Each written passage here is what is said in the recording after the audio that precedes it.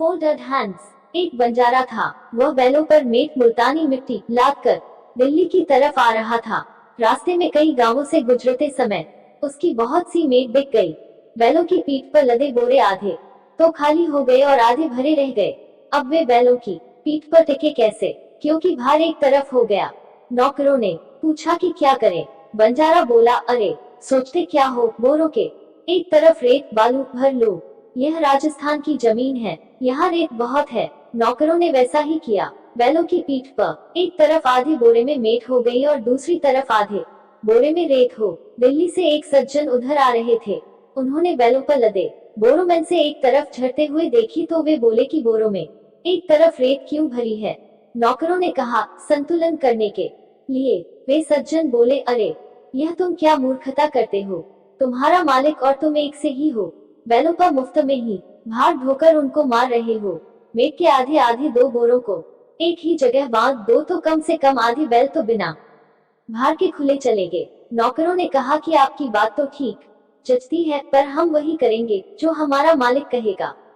आप जाकर हमारे मालिक से यह बात कहो और उनसे हमें हुक्म दिलवाओ। वह मालिक बंजारे से मिला और उससे बात कही। बंजारे ने पूछा कि आप कहाँ के हैं, कहाँ जा रहे हैं। उसने कहा कि मैं भिवानी का रहने वाला हूँ, रुपये कमाने के लिए दिल्ली गया था। कुछ दिन वहाँ रहा, फिर बीमार हो गया। जो थोड़े रुपये कमाए थे वे खर्च हो गए।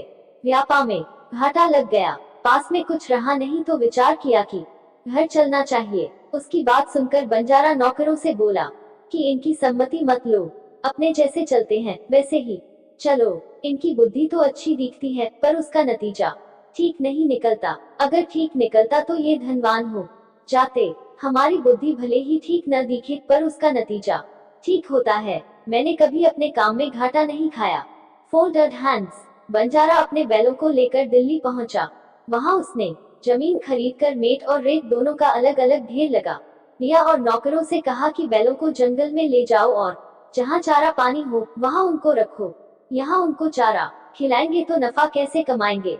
मेट बिकनी शुरू हो गई। उधर दिल्ली का बादशाह बीमार हो गया।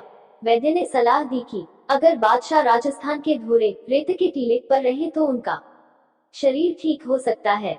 रेत में शरीर को निरोग करने की शक्ति होती है। अतः बादशाह को राजस्थान भेजो। राजस्थान क्यों भेजे, वहाँ की रेत यही मंगा लो। ठीक बात है, रेत लाने के लिए ऊंट को भेजो।